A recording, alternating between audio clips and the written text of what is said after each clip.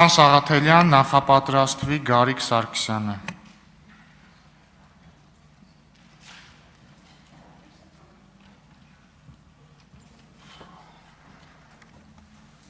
Շնորհակալություն։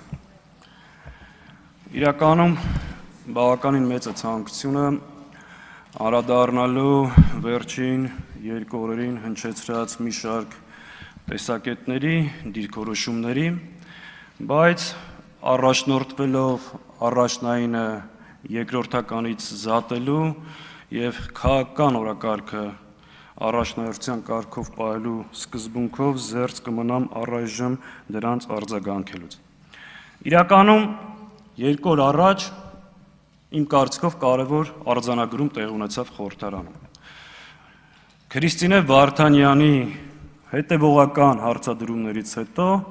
Ռուբեն Ռուբինյանը, իմիջիայլոց նախորդ խորհրդարանի ավանդույթները շարունակվում են, երբ որ Քրիստինեի խորը եւ գաղափարական ելույթներից հետո արտահերթ ելույթով Ռուբինյանը պատասխանում է, ասվեց հետեւյալը, որ այո, Ադրբեջանը եւ Թուրքիան սպառնալիք են Հայաստանի Հանրապետության համար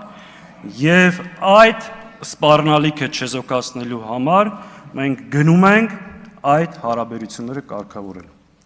Իրականում տրամաբանական եւ քաղաքական առաջին հայացքից անխոցելի պատասխան կա խնդիր, գնում ենք կարգավորել։ Բայց որտեղ է թաղված շան գլուխը, որտեղ է հիմնական խնդիրը, արդյոք այն ճանապարհը, որով գնում եք դուք, դա հարաբերությունները կարգավորելու ճանապարհն է եւ որն է այն գինը, որը դուք պատրաստում եք վճարել իբր այդ հարաբերությունները կարգավորելու համար։ Եվ արճակատումը, խնդիրը, բախումը, անհամաձայնությունը մեր եւ ձեր ստեղը։ Այդ գինը հետեւյալն է. հրաժարվել անկախության հռչակագրից, ուրանալ ցեղասպանությունը, սահմանագծման եւ սահմանազատման անվան տակ Ադրբեջանին իրականացնել նոր զիջումներ, Տիգրանաշենը չեք բացառում, որ կարող եք հանձնել, Հայաստանի տարածքով անխոչնդոտ ճանապարհ Արևմտյան Ադրբեջանի եւ Նախիջևանի միջև, անունը ինչ ուզում եք դրեք, եւ խորհրդարանի կողմից վավերացված պաշտոնական փաստաթուղթ Արցախը Ադրբեջանի մաս ճանաչելու։ Ահա սա է այն գինը, որ դուք փորձում եք ու այն ճանապարհը կարգավորեք այդ հարաբերությունները։ Հիմա հարց. այսքան զիջումներից հետո բավարարվելու է Թուրքիան եւ Ադրբեջանը ու կարգավորվեն այդ հարաբերությունները ու այդ սպառնալիքը չեզոքանա։ Միանշանակ ոչ։ Ոչ, որովհետեւ նոյեմբերի 9-ի փաստաթղթով 7 շրջանը վերցնելուց հետո Ադրբեջանը չբավարարվեց։ Արցախը հայաթափելուց հետո Ադրբեջանը չբավարարվեց։ Հայաստանի Հանրապետության ինքնիշխան տարածքից 200 կիլոմետր քառակուսի օկուպացնելուց հետո Ադրբեջանը չբավարարվեց։ Վերջապես Թուրքիան եւ Ադրբեջանը վերջին 100 տարվա մեջ մեզ մեր սեփական հայրենիքում երկու անգամ ենթարկել են ցեղասպանության։ Հետևաբար այն ճանապարհը, որ դուք առաջարկում եք, սա սպառնալիքը չեզոքացնելու ճանապարհ չի։ Եվ դաշնակցությունը, պարոն Ռուբինյան, այդ սպառնալիքից չի կտվում։ Կտվողը կտվում է եւ այդ կաթը վտանգավոր է ժողովրդին մատուցելու համար։ Հետևաբար մենք դեմ չենք հարաբերությունների կարգավորմանը, մենք դեմ ենք այդ ճանապարհով գնալուն, որտեղ դա համարում ենք կործանման ճանապարհ։ Հիմա երբ մենք ասում ենք պետք չի հրաժարվել մեր իրավունքներից, պետք չի գնալ զիջումների ճանապարհով, երբ որ մենք ասում ենք այո, Արցախը հայկական է, դուք ասում եք, որ դուք սպառնալիք եք Հայաստանի Հանրապետությանը եւ չեք ճանաչում Հայաստանի ինքնիշխանություն կամ տարածքային ամբողջականությունը։ Հայաստանի տարածքային ամբողջականությունը, այս քարտեզը, որ փակցրել եք ստեղ, սա դուք եք դրել հարցականի տակ։ Հիմա քարտեզը վերցրել եք, ընկել եք հետևներիցս, մեկ նվեր եք տալի, մեկ ասում եք փակցրեք։ Կարող եք ասել, հարց, երբ որ մոտենաք այս ամբիոնին, այս պահին որքան է Հայաստանի Հանրապետության դե ֆակտո տարածք։ Այս պահին Հայաստանի Հանրապետության դե ֆակտո տարածքը որքան է։ Ազատագրեք այս քարտեզը, ապահովեք այս քարտեզի տարածքային ամբողջականությունը, այո, առաջինը ես կփակցնեմ։ Դրա մեջ վատ բան չկա։ Եվ ի գիտություն բոլորին Հայաստանի Հանրապետության տարածքային ամբողջականությունը, ինքնիշխանությունը մեր համար գերագույն արժեք եւ մեր հայրենիք։ Ու եթե մենք ասում ենք Արցախը հայկական է, դա չի նշանակում, որ սա կասկածի տակ ենք դնում։ Արցախը հայկական է եւ քննարկման ենթակա չի։ Դուք եթե վաղը նույնիսկ օրենք բերեք ազգային ժողով, ու եթե դուք մնաք իշխանության բերելու եք այդ օրենքը, ասեք ով որ ասի Արցախը հայկական է, նրան գնդակահարում ենք, միևնույն է,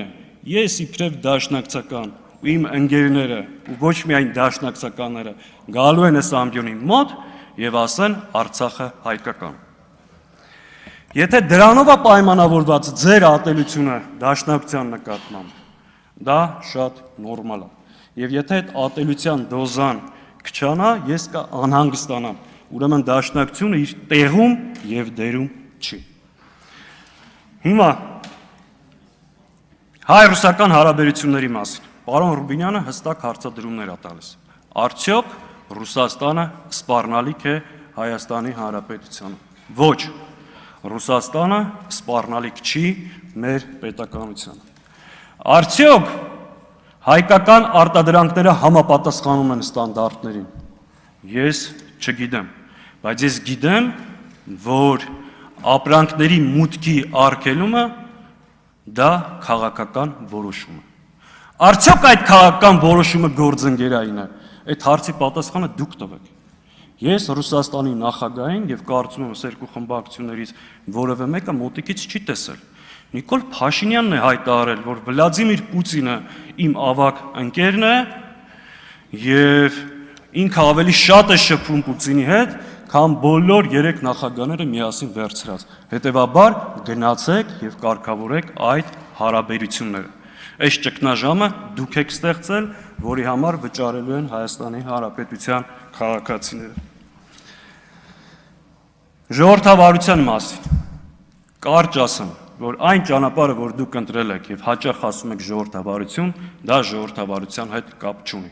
Ժողովրդավարությունը ունի 4 կարևոր սկզբունք, 4 կարևոր իրավունք, որ եթե ուզում ես քո երկրում ապահովես ժողովրդավարություն, այդ սկզբունքները պետքա պահես։ Ազատ ընտրելու եւ ընտրվելու իրավունք, ազատ խոսքի իրավունք, սեփականության իրավունք եւ աշխատանքի իրավունք։ Այս 4 իրավունքները դուք գողացել եք Հայաստանի Հանրապետության քաղաքացիներից։ Հետևաբար ձեր ճանապարհը ժողովրդավարության հետ կապ չունի։ Քաղբանտարկյալների մասին։ Այսօր անազատության մեջ գտնվող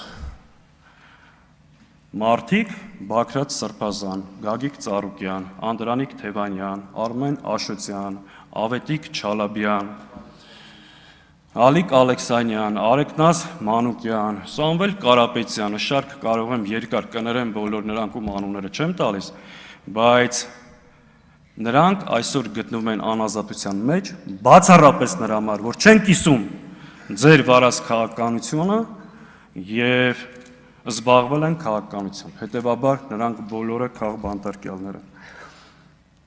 Իմ ընկեր Արամ Վարդևանյանի մասին։ Իմիջիայլոց կարող եմ 2 րոպե ավելի խոսել, ֆրակցիայից պակաս կխոսեմ։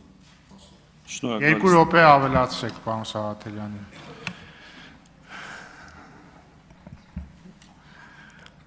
Արամ Վարդևանյանի մասին։ 2 օր սենց կարմիր գծով անցկացնում եք, որ Արամ Վարդևանյանը եղել է Հայաստան դաշինքի անդամ։ Փորձելով ինչ-որ հասկացնել, թե ճամբարափոխություն է տեղ ունեցել։ Տեսեք, Արամ Վարդևանյանը նախ Հայաստան դաշինքին մաս կազմող կուսակցությունների որևէ անդամ չի եղել։ Քաղաքական թիմ կուսակցություն չի լքել։ Մանդատը վայր է դրել, զբաղվել է փաստաբանական գործունեությամբ։ Այս խորհրդարանը, բայց ճամբարափոխության լավ օրինակներ ունի։ Օրինակ Իշխան Զաքարյանին հիշում եք, այն հատվածում էր նստում։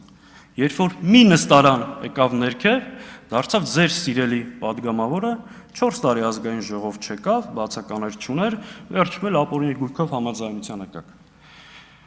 Երկու կողմերն էլ գոհ են եւ երջանիկ։ Գեղամ Նազարյանը մի շարք տեղափոխվեց այնտեղ, դա ճամբարափոխություն էր։ Արամ Վարդևանյանը ճամբարափոխություն չի արել, վայր է դրել եւ զբաղվել փաստաբանական գործունեությամբ։ Անընդհատ մեղադրում եք Վարդևանյանին այս ընթացքում, որ դու աշխատել ես մասնավոր ընկերությունում, հայտնի մարդկանց շահերը պաշտպանել ես, դրա համար վճարվել ես։ Ժողովուրդ, եթե մարդ ունի գիտելիք, կարողություն, հմտություն եւ դրա համար կարողանում է մասնավոր ընկերությունում բարձր վարձատրել, տրվել, դա գովելու պատճառ է, ոչ թե թիրախավորելու։ Հարցնում եք անվճար փաստաբանական ծառայություն մատուցել եք, լիքը մենակ մի 15 հոգու համար ես եմ խնդրել ձեր կողմից հետապնդվող քաղաքացիների իրավունքները, որպեսզի Վարդևանյանը պաշտպանի։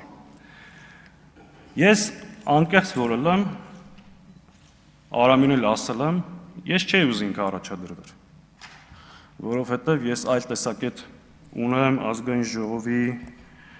պաշտոնների արդյունավետության մասին, բայց քանի որ Վարդևանյանը եւ խմբակցությունը որոշել է առաջադրվել, ամենայն արդյունավետություն ենք մաղթում եւ մեր խմբակցությունը բնականաբար արդեն հայտարարել ենք ամբողջ կազմով, բացառությամբ Արթուր Սարգսյանի, որը ձեր մեղքով այս դահլիճում չի, բնականաբար կողմը քվեարկելու։ Շնորհակալություն։ Շնորհակալություն Գարիկ Սարգսյան, պարոն Սաղաթելյան, մեկ էլ մի փոքրիկ ուղում, ոչ թե ես եմ ձևակերպել հարց արդյոք Ռուսաստան սպառնալիք է, այլ տիկին Վարդանյանն է այդ հարցը տվել ինձ, ես էլ վերաուղղել եմ այդ հարցը ձեր խմբակցությանը։ Համեցեք պարոն Սարգսյան։ Շնորհակալություն ազգային ժողովի մեծարգո նախագահ